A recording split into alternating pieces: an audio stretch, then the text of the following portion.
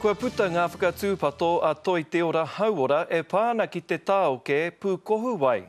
Arā kua kitea I ngā roto me ngā awa o te waiariki. Māramāna ke mai tēnei pānui, kei te roto o ōkaro ki kākaramea, aha kua tōna a tāhua, he roto kaukau kore tēnei. Why can't you go and swim in it, Brodie? Because we're algae. Oh, it's a yucky thing, isn't it? Yes. What would it do if you did swim in the lake? Sick. Hoi hei tā te whānau nei, he pai tonu mo te barbecue. And sort of enjoy, the whole point of coming here, really. Yeah. Not to mention the free barbies, eh?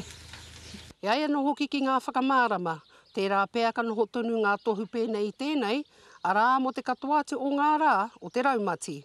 O te mea nui ke, kia kaua e pā atu ki ngā wai nei, kia kaua e inu, kia kaua hoki e kauhoe ki roto.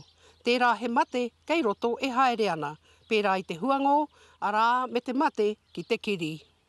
Hoi anō kei te wāpu o Rotorua moana, e ai ki tā Mike Solomon o Mana Adventures, ka rea nō taua o tauta kia tae noa atu ki reira. Engari, a koa ke nei pēa.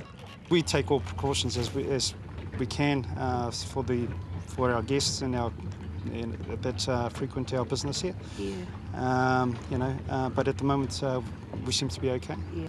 Hei tāna anō, ko mātou katoa te hunga e haere mai ana ki konei te nuinga he tūruhi. Engari ko te mea nui tonu, kia matāra ke. Kayakers, they're part of our clientele here. If they see the stuff, just to try to keep themselves out of it. There's no way of avoiding it because it's large areas that it covers. And when they come back, just to wash themselves down. I ngā tau ki muri, I a raumati pā mai ana taua ota ki ngā roto o Rotorua. Engari I tēnei tau, I pā moata mai.